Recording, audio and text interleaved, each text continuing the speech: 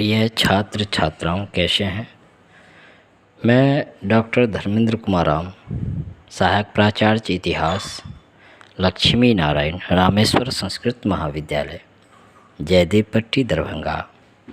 मैं पुनः online teaching के लिए उपस्थित हुआ हूं और आज मैं शास्त्री प्रथम वर्ष के छात्र छात्राओं के लिए प्राचीन भारतीय इतिहास के अंतर्गत मौर्यकालीन इतिहास के जानने के विभिन्न स्रोतों के अंतर्गत आज हम लोग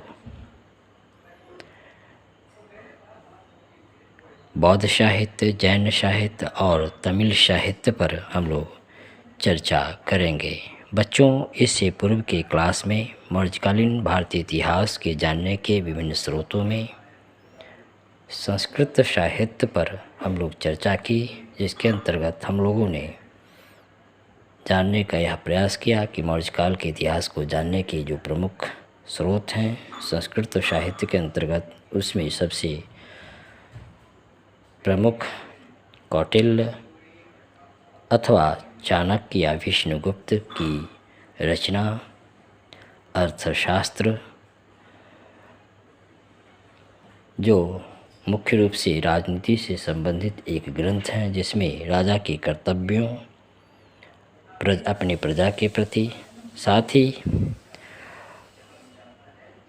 वैदेशिक नीति, गुप्तचर संगठन, भूराजस्व व्यवस्था, वित्तीय नीति तथा कानून एवं व्यवस्था इत्यादि का व्यापक विवरण जो हमें अर्थशास्त्र से मिलता है। यह अर्थशास्त्र मौर्यकालीन इतिहास के जानने के प्रमुख स्रोतों में से एक है।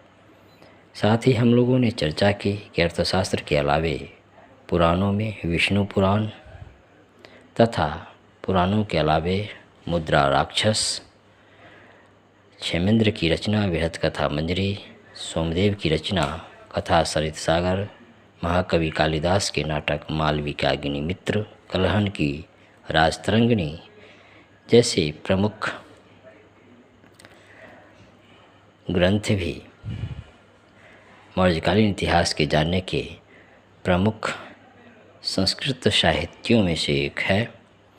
आज हम लोग चर्चा करेंगे कि मौर्यकालीन इतिहास के जानने के साहित्यिक स्रोतों में बौद्ध साहित्य भी एक महत्वपूर्ण स्रोत के रूप में देखा जा सकता है।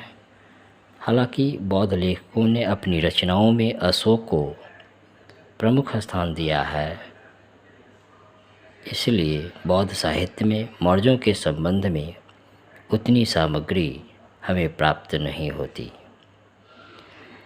फिर भी बौद्ध साहित्यिक ग्रंथों में विशेषकर दीपवंश, महावंश, मिलिंद पन्हो, दिव्यावदान, अशोकावदान तथा मंजूश्री मूलकल्प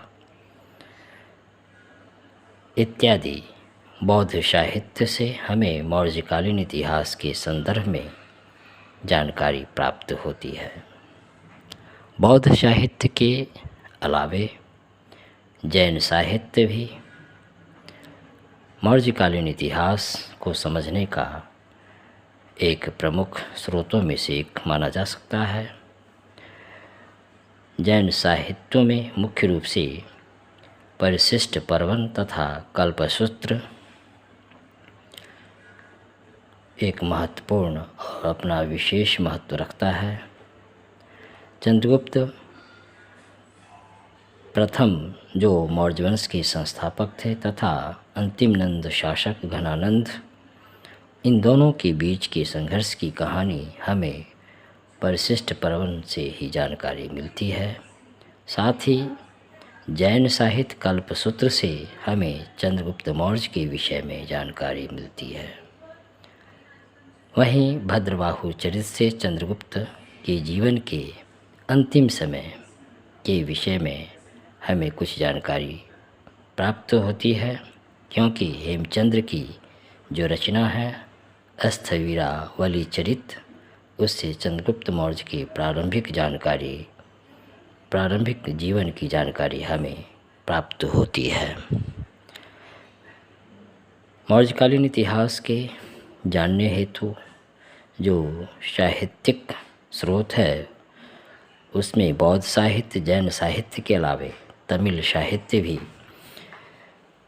मौर्य काल के इतिहास को जानने का एक साधन में एक प्रमुख साधन है। तमिल लेखकों में मुख्य रूप से मामूलानार तथा परनार के विवरणों से ऐसी जानकारी प्राप्त होती है कि संभवतः चंद्रगुप्त प्रथम ने दक्षिण में त्रिचिनापल्ली की पोदियल पहाड़ी तक उसने आक्रमण किया था।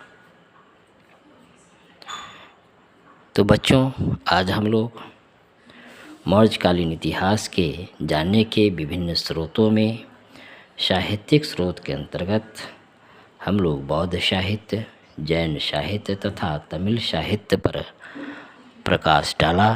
धन्यवाद।